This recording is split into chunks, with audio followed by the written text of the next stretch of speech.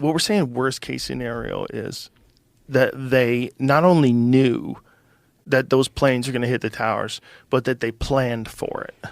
And they planned and they the allowed it to happen. That's the scariest of all the conspiracy theories. And I'm not saying that that's what happened. I think much more likely there's a lot of things that happened that were incompetence.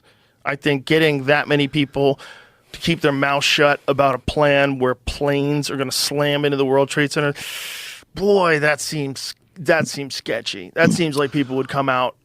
But I think one thing they absolutely do is when shit goes down, they take advantage of it. So what I'm saying is, you couldn't question anything at that time. If you dared question, people they would immediately have you. Even if you had even the most popular newscasters that people love today because they're on certain sides, they were selling it hard. Tucker. And to me, I never forgot that. They were selling death. They were selling murder. They were selling war. Richard, we said this earlier. Tucker Carlson was the guy that spoke out very in favor of going to the Middle East and starting this war. Now he's walked that back. Joe Rogan's talking about 9/11 truth. What is your opinion on all these huge celebrities talking about a subject that you've been talking about staunchly for 23 years, I believe? Well, what Joe Rogan and even Tucker Carlson seem afraid to do is to talk about the details of World Trade Center Building 7, this third tower that came down on 9/11. I mean, it wasn't hit by a plane, right? It's a steel frame, fire-protected skyscraper, not one of which has ever come down in history. Here it is after the towers, or during the towers' collapse, a few beams hit it, but NIST, the National Institute of Standards and Technology, who was tasked by Congress to explain these collapses to the American people, says, oh, that wasn't a significant factor in the building's collapse. Well, why did it collapse? They say it collapsed because of normal office fires. For the first time ever in history, it's completely unprecedented. We've had fully engulfed skyscrapers in fire before 9/11 and after 9/11. Not one of them has come down. Richard, so if you've got any pictures of it coming down. Did the Mondrian Oriental in Japan, I forget where it was, wasn't there a hotel burned for 24 hours and it didn't even come down? I mean, so this is literally breaking news. This is the first building ever to collapse from regular fire. Yeah. Yeah. Skyscrapers are not brought down by fire. It doesn't happen. At least steel frame, fire protected skyscrapers, which is 99.9% of them out there, or some huge percentage. This building is standing still, right? And all of a sudden, after witnesses hear explosions, and I mean half a dozen witnesses, it drops like a rock straight down, uniformly, symmetrically into its own footprint in under 7 seconds. Guess how fast that is? That's as fast as a bowling ball falling out of the sky for at least a third of its 7-second fall. So this is also the fact that it collapsed at all is a miracle, a bad one, but one nevertheless. The fact that it came down at freefall, clocked by physicists and acknowledged by NIST, means that not one of the 80 columns in that building gave any resistance for any of its 7-second fall. So where did they go? I mean, even NIST, who was denying free fall for 7 years until they got out their final report, they finally come out and admit that it did come down by free fall, but they don't acknowledge the implications of that. So now, sorry.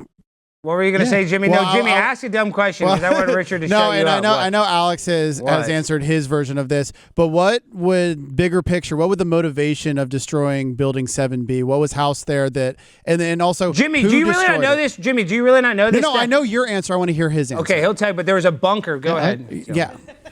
I'll give you my answer. We'll get to who done it and why, right? But what's first? The rest of the evidence. What did bring down the building? Well, the U.S. Geological Survey finds in all of their numerous dust analysis of the dust, billions of previously molten iron microspheres, about the diameter of a human hair. About 6% of the dust is molten iron. Now, where did that come from? We haven't used iron in our skyscrapers, elemental iron, in 100 years. This is not steel or alloys of steel. It's little balls, spheres of molten iron. How did they get? It takes 2,800 degrees to melt steel or iron. And where does that come from? Fires are only 500 or 600 degrees Fahrenheit. So especially these fires, which are few, they're small, and they're scattered. We have all the videos of the fires. They're not incredible fires. So why do they find the evidence of thermite in all the World Trade Center dust samples? And I mean not just from Building 7, but the Twin Towers as well. So why is that there? It shouldn't be there at all. The evidence of thermite is molten iron and aluminum oxide ash. I mean, molten iron at 4,000 degrees Fahrenheit. That's the only possible explanation, not only for the molten iron microspheres, but for the evidence of molten iron, pools of molten iron seen and described by the first responders. Molten iron pouring out of the South Tower minutes prior to its collapse. They have no explanation for this whatsoever. So we have to ask ourselves if that is evidence of ignited thermite, and it can only be that. Is there any evidence of unignited thermite in the World Trade Center dust? Well, it's everywhere. A team of 8 international scientists, led by Niels Harrit in Copenhagen, identifies what they thought were paint chips in all the World Trade Center dust. About a 1/16 of an inch diameter, dual-layered red-gray chips. They analyze the red layer. What do they find? They find that it's attracted by a magnet, first of all, so it has a high iron content. They do X-ray energy dispersive spectroscopy, XEDS. They find aluminum and iron, the ingredients of thermite in all of these chips that are in all the dust samples that they collected independently. They get real curious. They zoom in 50,000 times, and what do they find? They find nano-sized particles of aluminum, aluminum platelets and rhomboidal-shaped iron crystals at the nanoscale, 1,000 times smaller than the diameter of a human hair. Where do these come from? They're ubiquitous. They're everywhere. This can only be the evidence of thermite in what's called superthermite or nanothermite, which has been developed by the Los Alamos lab prior to 9/11. So we know exactly how these towers came down. In fact, when they put these chips, red-gray chips in a heater, a differential scanning calorimeter, they ignite, producing what? Molten iron microspheres. But go back to buildings, the Twin Towers, you'll see Building 7 is in front of it. And we're told that the upper part of this building drove the rest of the building down to the ground and then destroyed itself. Each of these towers did this, but that completely violates Newton's third law of motion. You've got an equal and opposite destructive mechanism going there. The top part would have been destroyed, and guess what? It was.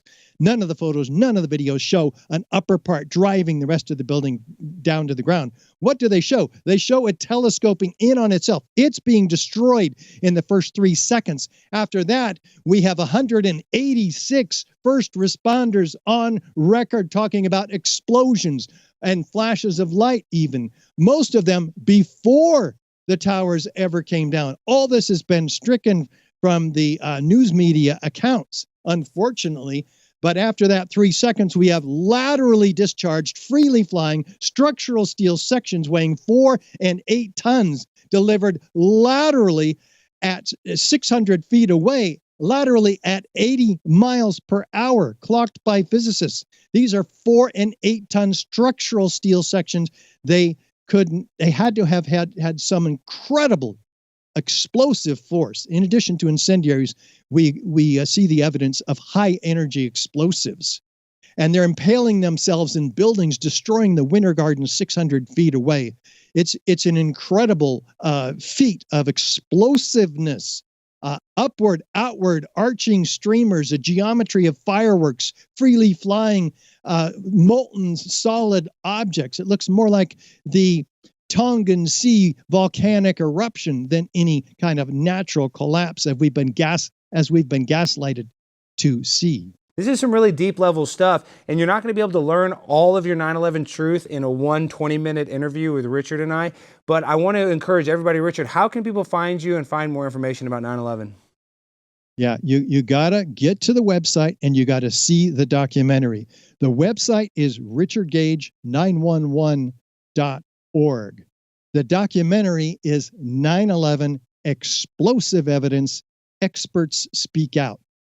I made it, and it is the best documentary that shows all this evidence in great detail with 24 experts, high-rise architects, structural engineers, metallurgists, chemists, physicists, controlled demolition experts, all laying out this evidence that we could just barely talk about today. No, we have a lot to talk about, but I want to say this other thing, Jimmy.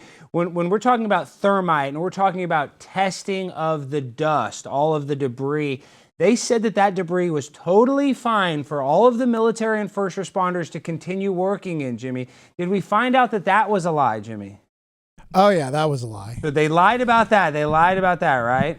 Yeah, yeah. I am not saying the government Such did an not idiot, lie. Jimmy. I just stop showing Jimmy. All right, I gotta let Richard go. It's funny how I can get him to agree on some stuff, Richard, but oh my gosh, I'm gonna it's always a pleasure to talk to you. I hope we can talk again, maybe for a little longer. So stay in touch, Richard. You're doing great work, and I know that, listen, I know it's an uphill battle, but I really appreciate all the time and effort that you have spent trying to find the truth in this situation that, sadly, I don't know if we'll ever find the full truth, but thank you for all the work you've done.